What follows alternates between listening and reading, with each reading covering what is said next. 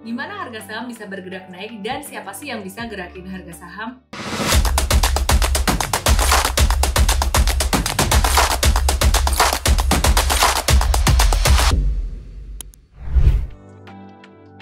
Tahu nggak sih kamu bahwa harga saham itu bisa bergerak naik ketika demand lebih besar daripada supply, dan itu sesimpel kalau ada duit besar masuk ke saham itu, ada orang yang beli saham itu dalam jumlah yang besar, maka itu akan membuat harga saham tersebut naik. Intinya ada big money masuk. Pertanyaannya, saham macam apa sih yang ada market makernya, yang ada bandarnya, yang bisa digerakin oleh big money? Jawabannya, semua saham ada market makernya.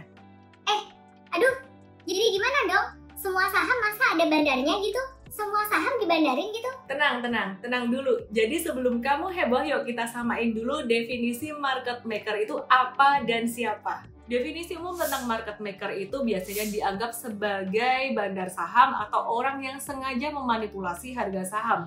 Tujuannya apa? Apalagi kalau bukan buat cari cuan. Ya sebenarnya sama kayak kamu dan aku, tujuannya untuk cari cuan dari kenaikan harga saham dan jual saham itu di harga yang lebih tinggi. Kenapa sih mereka disebut memanipulasi? Ya karena mereka dengan sengaja mau menaikkan harga saham dengan memanipulasi pergerakan harga saham dengan transaksi yang mungkin palsu.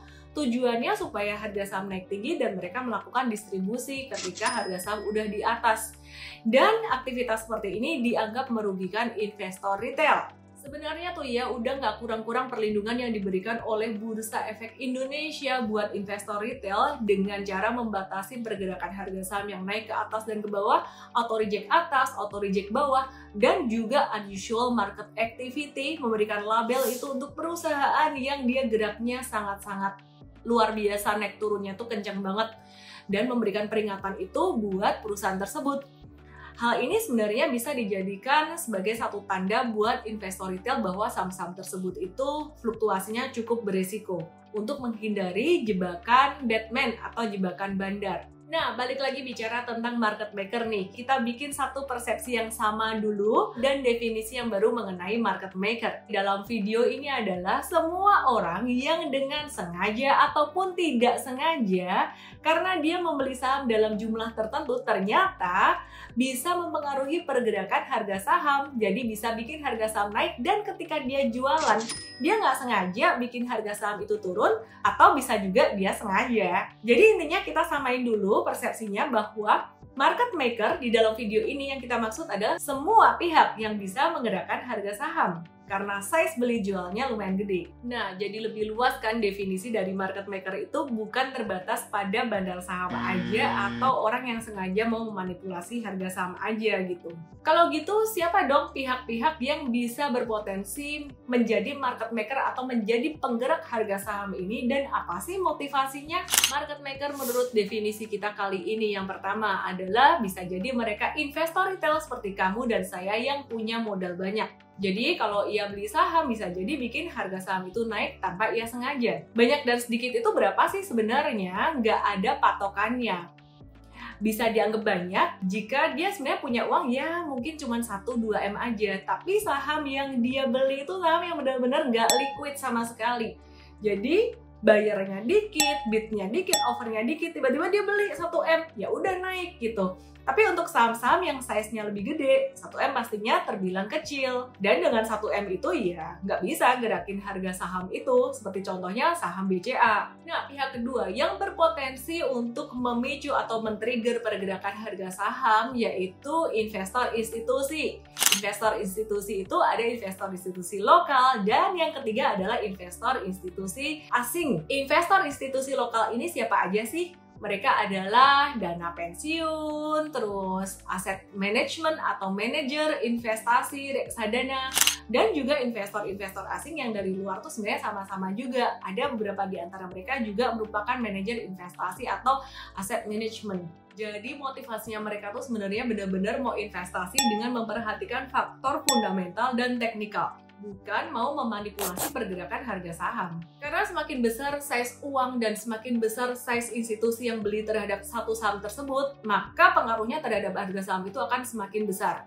Dan di sini aku melihat satu fenomena yang disebut dengan self-fulfilling prophecy. Apa itu? Self-fulfilling prophecy itu artinya apa yang diyakini oleh seseorang atau sekelompok orang itu bakalan menjadi kenyataan karena action dari orang itu sendiri. Sebagai contoh nih ya, ada satu institusi melihat saham A ini menarik, perusahaan A ini menarik untuk diinvestasi. Kenapa?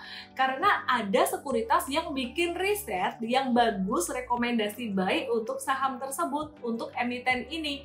Sehingga ini mendorong si investor ini untuk beli.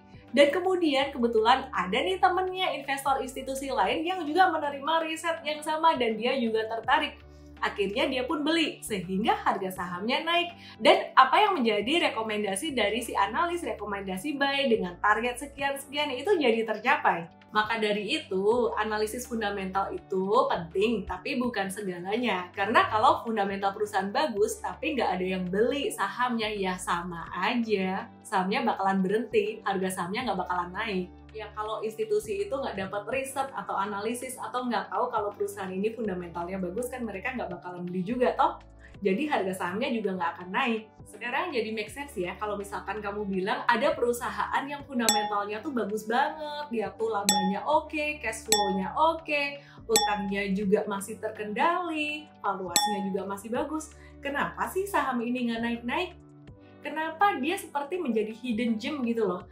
Mungkin ya karena dari emiten sendiri yang mereka juga nggak terlalu peduli bahwa sahamnya atau emitennya ini dikenal oleh investor atau enggak, mungkin mereka nggak terlalu butuh itu, sehingga tidak terlalu memperkenalkan ke banyak orang, dan mungkin nggak ada sekuritas yang bikin riset dari perusahaan tersebut. Sekarang pertanyaan nih ya, saham sebesar BBCA, BBRI, BMRI, BBNI, perusahaan-perusahaan segede itu tuh sebenarnya harga sahamnya bisa digerakin nggak sih? Ada market maker-nya nggak? Nah, aku kasih satu case aja nih. Ketika market itu crash, jatuh gede-gedean, maka saham-saham yang naik duluan itu bakalan saham-saham big banks kayak BCA, BMRI, BBRI, BBNI dulu gitu. Jadi mungkin kamu sendiri yang bisa jawab. Jadi sebenarnya bukan market maker, tapi tetap ada investor gede atau investor asing, investor dalam negeri yang ngeborong saham tersebut sehingga harga sahamnya naik. Ya bisa disebut market maker nggak sih mereka? Kayak definisi yang tadi kita udah bilang, market maker tuh bukan bandar. Ya jadi bisa juga. Dan demikian pula dengan emiten-emiten yang size-nya jauh lebih kecil. Semuanya lah pasti tetap ada penggeraknya gitu loh. Dan penggeraknya juga pastinya investor-investornya itu size-nya lebih kecil dibandingkan dengan saham-saham yang market cap-nya dan likuiditasnya lebih gede itu tadi. Waduh, kalau tiap saham ada market maker-nya, ada big money-nya, kalau mereka buang barang gimana dong? Itu kayak bandar lagi distribusi nggak sih? Jangan-jangan nanti korbannya kita-kita nih investor retail. Tenang aja. Kalau investor, trader mau profit taking itu ya wajar, terlepas itu investor retail ataupun investor institusi. Semuanya mau cuan. Masa beli terus nggak pernah jualan? Cara antisipasinya gimana? Simple aja. Kalau big money lagi mau profit taking, ya kita ikutan jualan. Simpel kan? Caranya gimana dong? Supaya kita bisa tahu kalau mereka mau jualan atau mau distribusi. Nah, caranya nih ya, sebelum kamu membeli saham, kamu mesti memperhatikan ukuran saham itu dan juga likuiditas saham tersebut. Likuiditas artinya seberapa banyaknya saham tersebut itu dan seberapa aktifnya saham tersebut itu diperdagangkan. Kalau ukuran dari saham tersebut kapitalisasinya kecil dan juga likuiditasnya kecil, maka kita harus berhati-hati. Tapi kalau size saham tersebut besar, jumlah saham yang beredar banyak, nominalnya juga nggak murah, jumlah investornya juga banyak, maka kita bisa sedikit lebih aman. Karena apa? Karena kalau size sahamnya besar, buat investor besar mau jualan sahamnya tuh nggak bisa sekali langsung habis. Pasti ketika mereka jualan, mereka akan nunggu lagi, harga saham itu naik ketika investor retail nih beli nih, biasa volumenya kecil, pas naik mereka akan jualan lagi, wah jatuh volumenya gede, yang retail menganggap bahwa ini tuh udah murah, mereka beli lagi, harga sahamnya naik lagi, terus kemudian mereka jualan lagi, kayak gitu. Dan sebenarnya kita tuh dikasih kesempatan beberapa kali ada technical rebound kalau saham itu size-nya lumayan gede, jadi nggak langsung jatuh gitu. Contohnya kayak gini nih, di saham ini kamu bisa lihat dia tuh jatuh dengan volume transaksi lumayan tinggi di atas, dan kemudian setelah itu dia naik lagi dikit gitu, jadi kayak ada pantulan sementara dengan volume kecil. Itu sebenarnya kesempatan kedua untuk bisa keluar gitu, jadi nggak langsung dijatuhin. Nah yang jadi resiko tuh kalau ukuran sahamnya tuh kecil, baik dari market cap maupun secara likuiditasnya, karena seringkali orang yang punya banyak saham di sini itu gampang banget mereka mau jualannya bisa cepat, dan itu yang menyebabkan saham-saham small caps itu cepat jatuhnya. Contohnya kayak gini nih. Nah ini saham yang aku sensor nih kode sahamnya, tapi pattern kayak gini nih yang naiknya kenceng, terus habis itu kalau jatuh, sekali jatuh langsung downtrend. Makanya ngelihat likuiditas dari satu saham itu sangat penting sekali. Gimana caranya kita bisa track gerak market maker tuh, dia lagi akumulasi, lagi ngehold, atau lagi distribusi. Caranya ya kita dengan melihat flow, sebenarnya dengan melihat chart. Kalau cuma ngelihat bid offer itu sifatnya, bid aku tuh sangat kecil sekali pengaruhnya, karena bid offer itu kita bisa perhatikan untuk rentang waktu kecil. Tapi kalau kita mau perhatikan gerak dari money flow ini untuk rentang waktu besar, maka kita mesti perhatikan harga dan volume dan pattern. Makanya tuh nggak usah pusing, saham ini tuh sebenarnya penggeraknya siapa sih? Market makernya siapa sih? Bandarnya siapa sih? Investornya siapa sih? Nggak penting. Yang paling penting kita tuh tahu when to buy and when to sell. Dan strategi ini dipelajari di workshop Super Trader, dan aku namain strategi Super Trader supaya kamu nggak usah kayak tiap hari harus lihat saham terus, tapi bisa sambil kerja, sambil kuliah, sambil ngapain juga bisa, dengan hold saham itu sekitaran mungkin 1 bulan, 2 bulan, 3 bulan, dan bahkan 6 bulan, dan cuannya bisa ngegulung terus. Info selengkapnya cek di description ya. Tips lain untuk menjaga diri dari jebakan Batman, jebakan bandar, jebakan market maker adalah dengan menjaga diri dengan portfolio management atau risk management, diversifikasi yang tepat, tidak terlalu terkonsentrasi, dan juga tidak terlalu terdiversifikasi yang kita akan bahas di kesempatan yang terpisah. Yang jelas nggak usah mikir terlalu berlebihan tentang saham ini digoreng atau enggak. Kalau kita pikir-pikir, si market maker itu ada jasanya juga untuk mengaktifkan pergerakan harga saham.